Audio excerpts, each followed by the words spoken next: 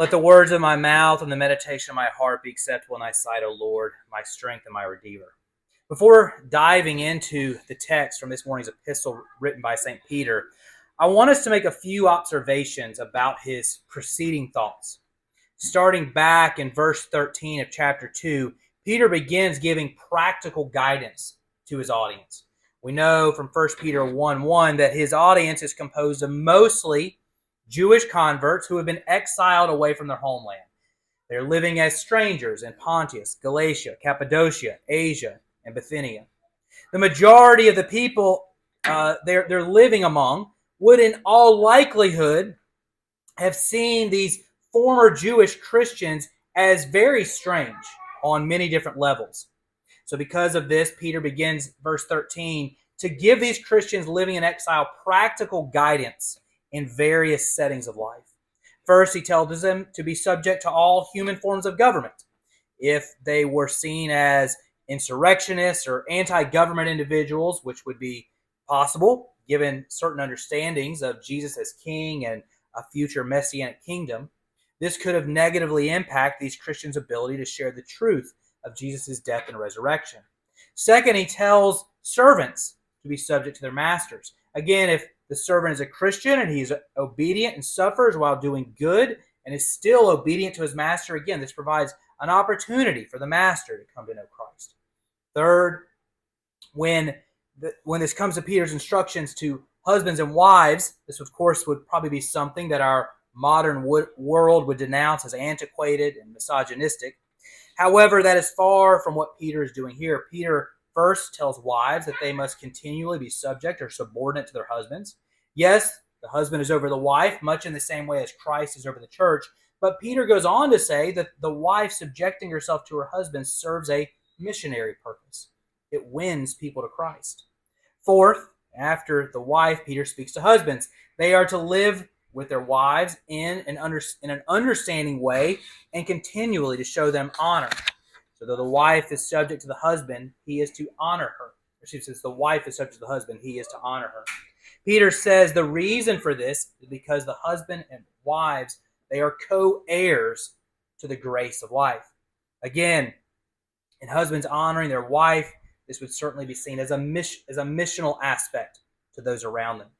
So Paul has talked thus far about three distinct cultural and social settings: Christians' relationships to government, servants and masters, and husband and wives. Now this brings us to our reading from this morning, where Peter starts off by saying, "Finally, all of you." So we must see what he is about to say in light of the ideas he has just shared regarding these social relationships. Of course, not everyone in his audience is going to be a master or a servant. Not all would have been married. But what he is saying now would apply not only to those previous groups, but to anyone else that wouldn't have been included within that as well. So his entire audience is now in view here. Paul gives his readers a series of commands. He tells them to be of one mind, or to be like-minded, to be sympathetic, to love one another, to be compassionate and humble-minded. The prior commands were related to missional aspects of drawing in the non-Christian community. But these commands are for the community itself.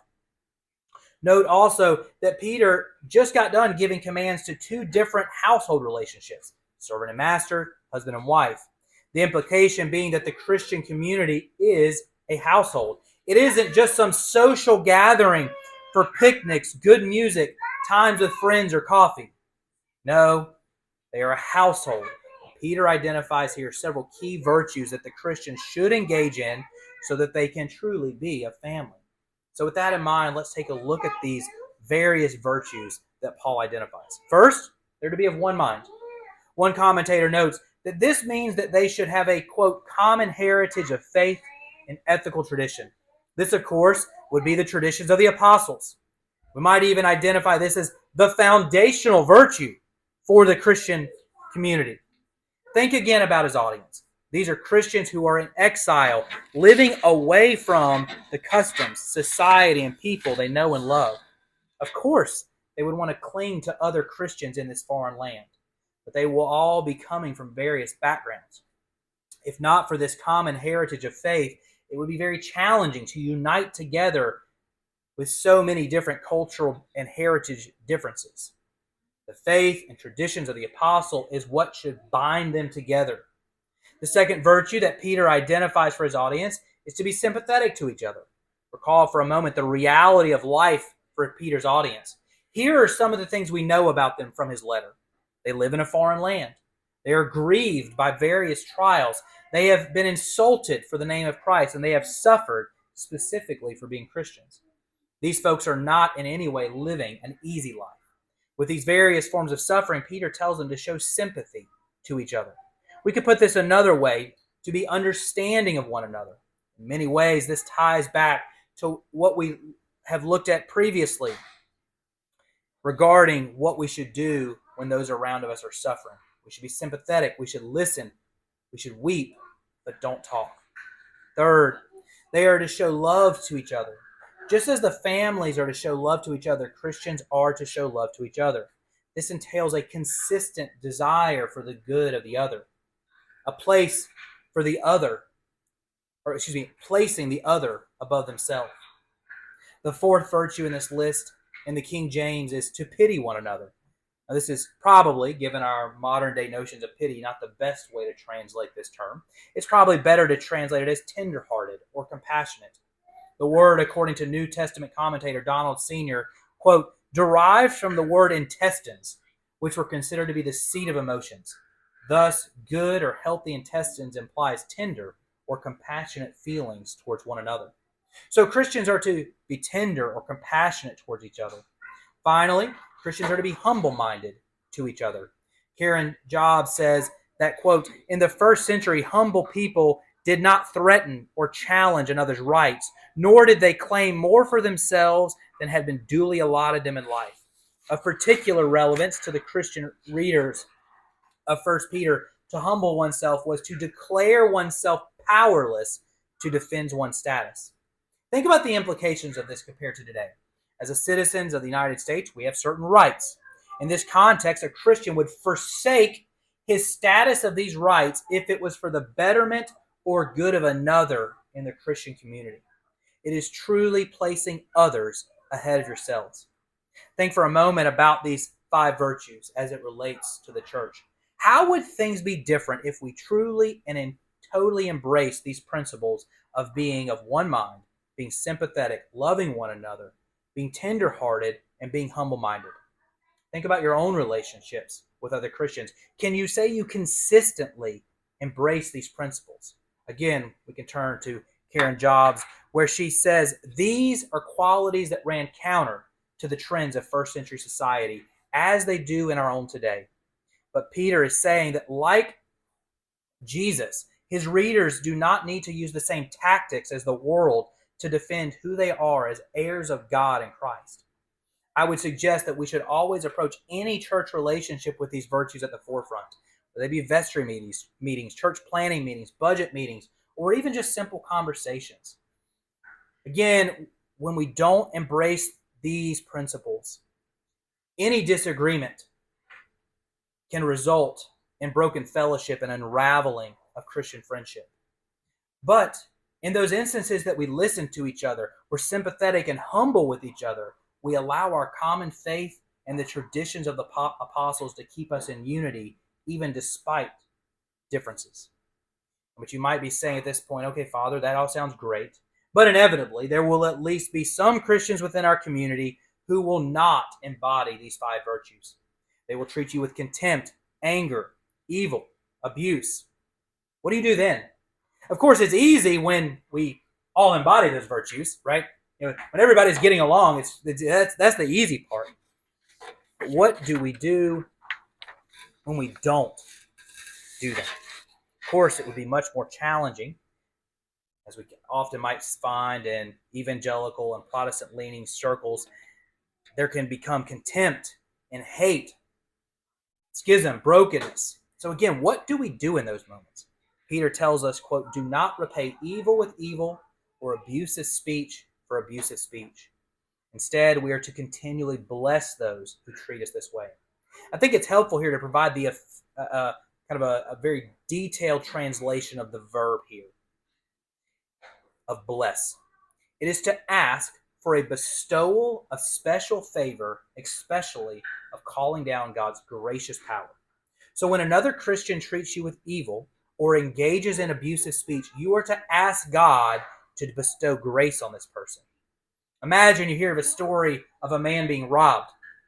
The police find the criminal, and instead of pressing charges, the man who was robbed actually gives the thief more money. We would find this to be so radically different than what the expected social norm is, that this would most likely be all over the news, all over social media. Everything about this scenario would be deemed radically merciful. But we are called as Christians to do nothing short of that. If you are treated with evil or abuse, you are told here by the Holy Spirit to ask God to give that person more grace. This follows closely, maybe even steps things up a bit from what Jesus says in Matthew 5, where Jesus says, if anyone slaps you on the right cheek, turn to him the other also. And if anyone would sue you and take your tunic, let him have your cloak as well. Here Jesus is closely in line with the thief giving more money to the man he was robbed from. But here, and this doesn't contradict Jesus, we are to ask for God to give those who hurt us more grace. There's nothing higher you could ask for on their behalf. There's nothing more loving than to do to those who treat us with evil and abusive speech. So in closing, I want to pull together a few final thoughts. First, we should identify that though we don't live in exile, we are strangers in a foreign land. We should be seen as very distinct and separate from secular society. The Jews were seen as different from the nations surrounding them. We should as well. With that in mind, we should view societal relationships as opportunities to be missional. People should see you as different. These observations by others should give the opportunity to share the truth of Jesus Christ with them, either directly or indirectly. Second, within the church, we should view ourselves as a family. We must consistently display the 5 virtues identified by Peter. Unfortunately, at times the church, of course, hasn't done this. When the church split into East and West in 1054, those virtues were not displayed, at least perfectly.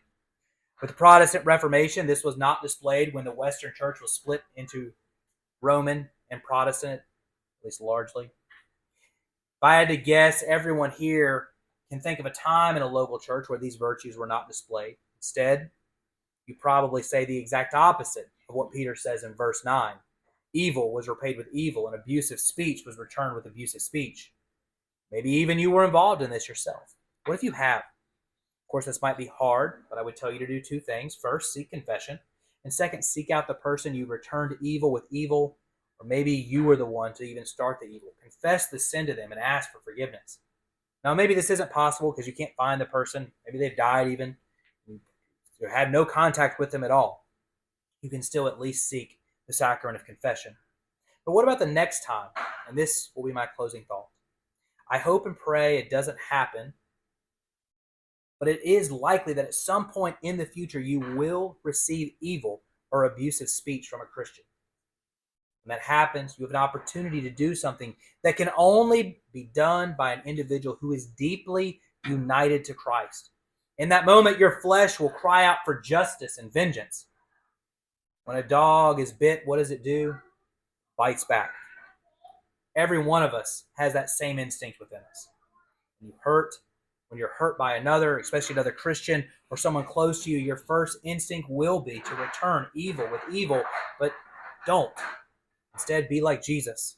While being tortured and executed, he could have at any moment turned the table and instantly become the mighty warrior, the Messiah that the Jews were expecting. He didn't do that. Instead, while being nailed to the cross, he said, Father, forgive them, for they know not what they do.